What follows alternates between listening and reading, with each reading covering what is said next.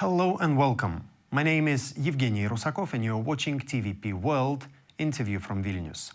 Since the beginning of this month, many Russian kindergartens have begun holding so-called conversations about important things.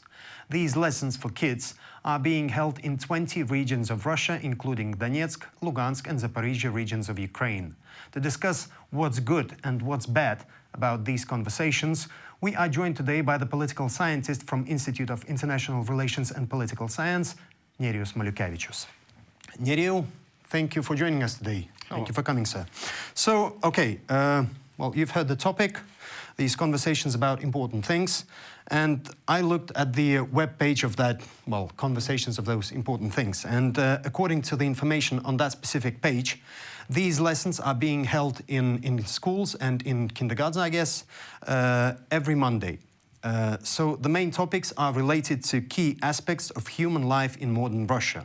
So topics are different, but I just made a little research, and out of 35 topics that were discussed in 2024-2025, 7 topics were related to victory in Second World War, defenders of the homeland, Crimea's reunion with Russia, and so on. So, what's your take on this? I mean, it's different, and there are several aspects that are important to this discussion. First of all, throughout imperial times, Soviet times, cultural indoctrination, historic indoctrination, or basically this soft occupation was always a part of the whole strategy. It was not just that territories were taken over by force, by military means, but afterwards there was this cultural indoctrination phase where the societies were basically put under the right kind of a story of, be it Russian Empire, be it Soviet Union, and so on. So in part, when we are speaking on this program being implemented on the occupied territories and so on, this is a kind of illustrative part of this as well. If we look in the content part, there is another aspect that basically there is this kind of a twist or strategy to basically legitimize the military takeovers in the storytelling, in the historical interpretations and mythologies and so on. So therefore, the whole kind of military aggression and military strategy is then intertwined or combined with educational programs and so on. So it's really difficult to kind of speak just, this being just a part of propaganda and so on. It's a more systemic socialization process of a young... Yeah, absolutely. Broader socialization kind of a process of a young generation. Okay, let's talk about those military-related topics in kindergartens. To my mind, this is simply a propaganda. A propaganda for kids in kindergartens. What's your take on this? Is this right to put such ideas into the heads of the kids that are 3 to 7 years old? I mean, it's a systemic approach. You basically target not just kids. That's an interesting way how the whole strategy is molded. When you target kids, that means that you are targeting the whole section of the society. You are targeting families as well. The other aspect is, I think, the interesting part that contemporary Russia, Kremlin, borrows from Soviet experience. The Soviet communist approach towards this was basically to build this new type of man or woman, communist person. Society, yeah, that's right. And those familiar with this strategy remember that there was this kindergarten approach where you had then moved into schools where you had little October followers, or Leninist pioneers, and so on. So it's a kind of a ladder which indoctrinates young generation into the whole system of ideological political kind of a structure.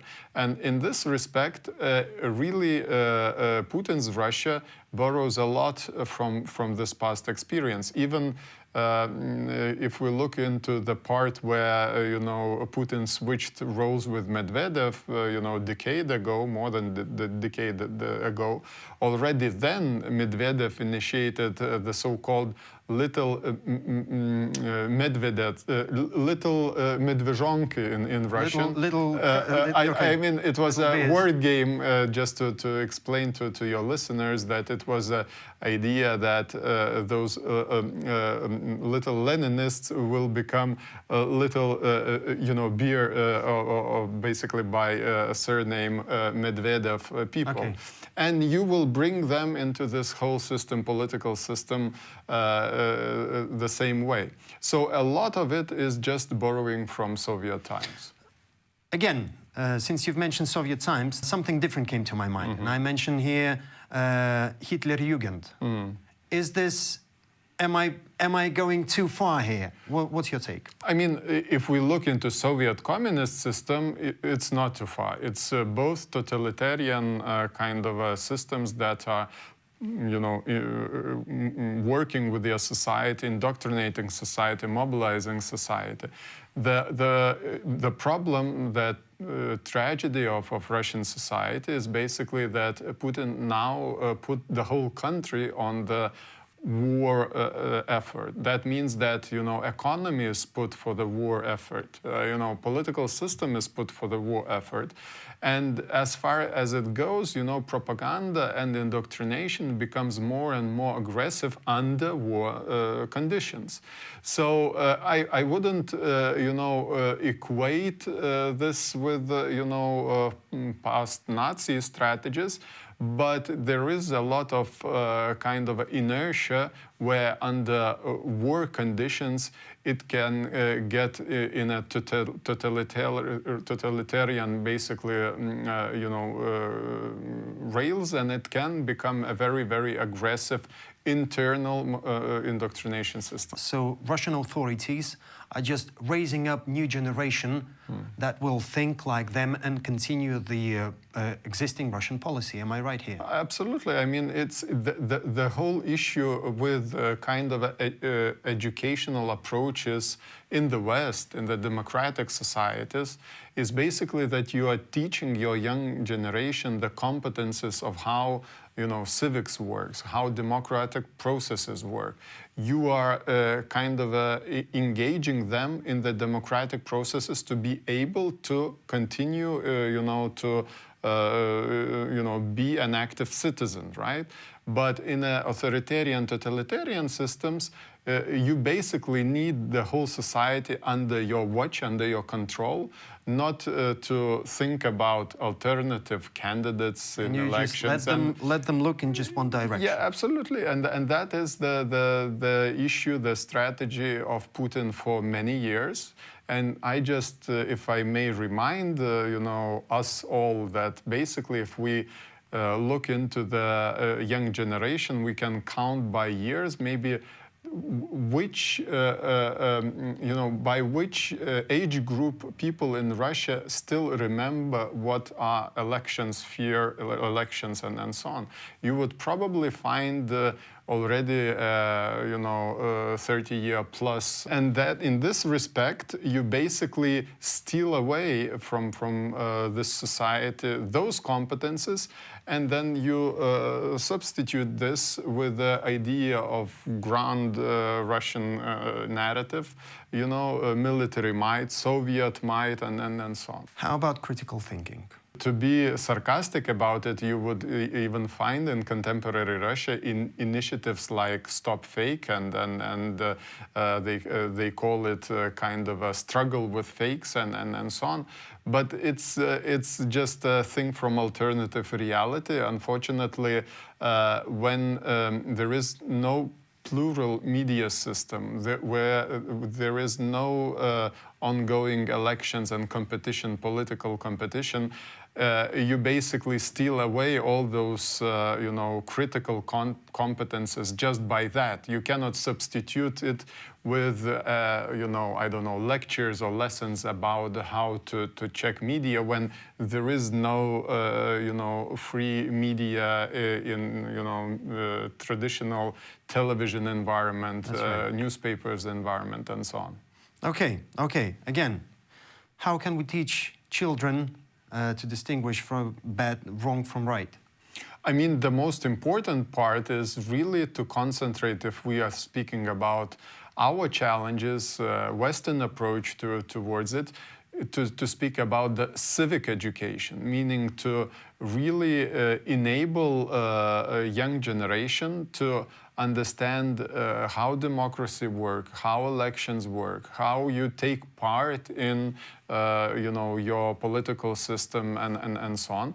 Be critical about many issues because still in democracy there are some things that do not work, but you need to somehow teach this specific aspect as a core educational aspect. And then in this way you get an actively, civically engaged citizen in the society. I just want to kind of have another look into this. For example, in Scandinavian countries, it's not about kindergartens, but it's about primary school. In the starting years in the primary school, in Scandinavia, young children are already taught so-called source critique courses, meaning how to critically evaluate different sources that you use in your classes, right? How to argument your statements and so on. I sometimes say we do not need to invent a wheel in this respect.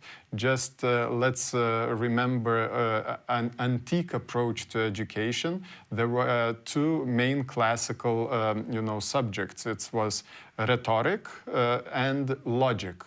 And if you just think about, logic being part of an educational system, all propaganda is based on logical mistakes and fallacies and so on. And if you think about rhetoric, it's all about argumenting your thoughts and ideas and so on. So sometimes we just need to remind ourselves that classical education is part of the media literacy as well.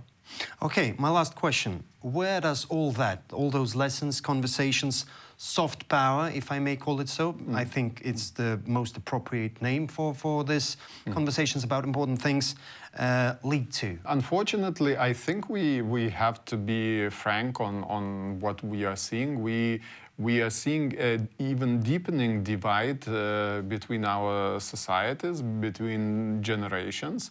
Young generation in Russia is now being indoctrinated about the idea of might makes right, that you can take territories and then claim that they historically belong to you, and so on and so on.